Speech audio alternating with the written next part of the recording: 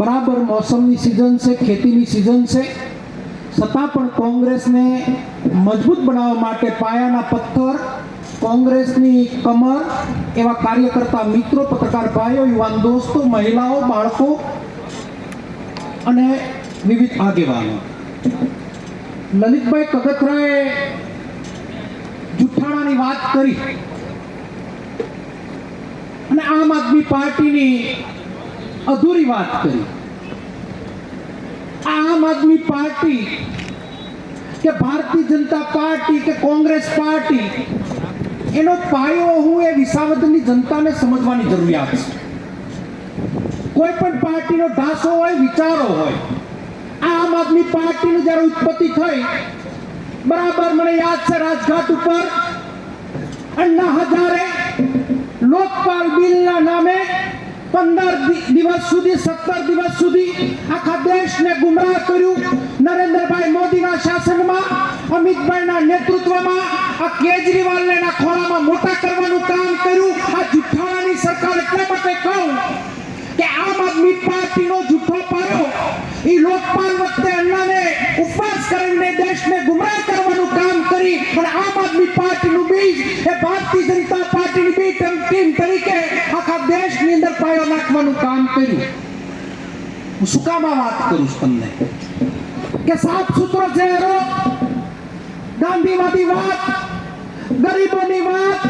આ ગરીબોની વાત કરીને ગરીબોના ઘરમાં ગરી અને પોતે સસ્તું આપવાનું, મફત આપવાની વાત કરી.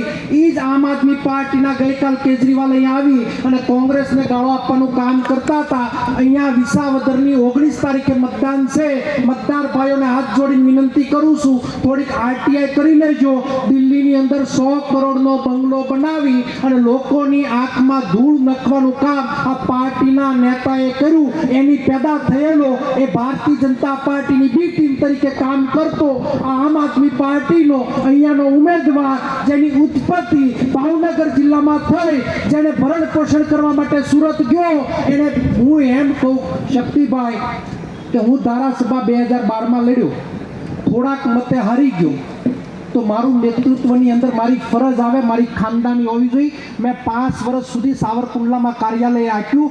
આજે પણ કાર્યાલય હાર્યા પછી હું આંકું છું અને 17માં હું ધારાસભ્ય બન્યો, 522માં હું હારી ગયો. આજે પણ કુંડલા અને લીલિયામાં હું કાર્યાલય આંકું છું.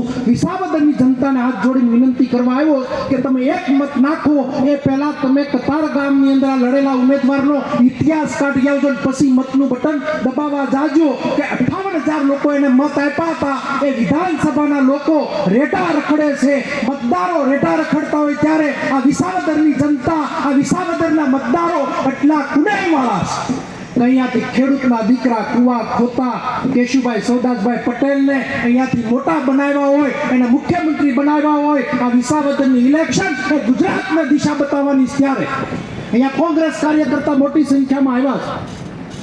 આ ભારતીય જનતા પાર્ટીની બી ટીમ 30 વર્ષથી બીજી ટીમને લડાવી મતનું વિભાજન કરી અને ખેડૂતોને, ગરીબોને, મધ્યમ વર્ગને પાયમાલ કરવાનું કામ કરી રહ્યા છે. ત્યારે આપણી સૌની નૈતિક ફરજ છે, અહીંયા બેઠેલા એક વ્યક્તિની નૈતિક ફરજ છે કે હર કોઈ વ્યક્તિ પંજાનો ઉમેદવાર બની પોતપોતાનું બૂથ સંભાળે, હર કોઈ વ્યક્તિ પોતપોતાની જવાબદારી સંભાળે. રાજકીય રીતે મને એટલી સમજ પડે કે કોંગ્રેસનો મતદાર મત આપવા માટે રેડી છે. ફક્ત તમારે એના ગામની અંદર, એના બૂથ ઉપર બેસીને જો કામ કરશું તો જ્યાં ભાઈ હવામાન ઊભું કર્યું છે, જે અહીંયા હાવણાએ વાત ઊભી કરી છે, જે ભાજપે વાત ઊભી કરી છે, આ વાતનું તમે એમ કહું છું કે તમે તમારા કાર્યકર્તા પાસે ટાસણી લઈને બેસજો. આનો ફૂગો જે ફૂલાયેલો છે એ હવા નીકળવાની છે. ગઈકાલે એના ફોર્મ ભરતી વખતે આખા ગુજરાતનું માણસ અહીંયા ભેગું કરી હવામાન ઊભું કરવાનું કામ કર્યું હતું. પણ તમે તમારા રીતે ગામડાની અંદર તળિયે માણસની વાત કરશો તો વાત અલગ પ્રકારની છે. હું શા માટે આ વાત કરું છું કે કોંગ્રેસે ક્યારેય સત્તાની ભૂખ માટે કામ નથી કર્યું, કોંગ્રેસે ક્યારેય સંપત્તિ માટે કામ નથી કર્યું. અહીંયા બેઠેલા એક એક વ્યક્તિ, કસાયેલા વ્યક્તિઓ આજે પણ એટલી યાતના અને વેદનાની અંદર પ્રજાની ઢાલ બનીને કામ કરતા હોય. અમારો ધારાસભ્ય તરીકે અહીંયા લડેલો કરશનભાઈ હોય, હારી ગયો છતાં પણ ઇકોઝોનની વાત હોય તો એ ખેડૂતોની આગેવાની લેતો હોય. અહીંયા અમારા લડેલા કે હારેલા કે જીતેલા કોઈ પણ ઉમેદવાર કે કોઈ પણ કાર્ય કરતા હોય, ખેડૂતો કે ગરીબોની વાત કરતા હોય ત્યારે મારે લાંબા ભાષણ નથી કરવા, હજે ઘણી બધી વાતો આવશે. પણ અહીંયાથી ઊભા થાવ તો ગામડાની અંદર એક જ સવાલ કરજો કે ભારતીય જનતા પાર્ટીનો ઉમેદવાર ભલે ગમે ત્યારે ડિક્લેર થાય, પણ આમ આદમી પાર્ટીના ઉમેદવાર બારામાં થોડુંક કતાર ગામના લોકોને ફોન કરી અને ગામડાના લોકોને કહેજો મત નાખવા જાઓ, પહેલા મનોમંથન કરજો.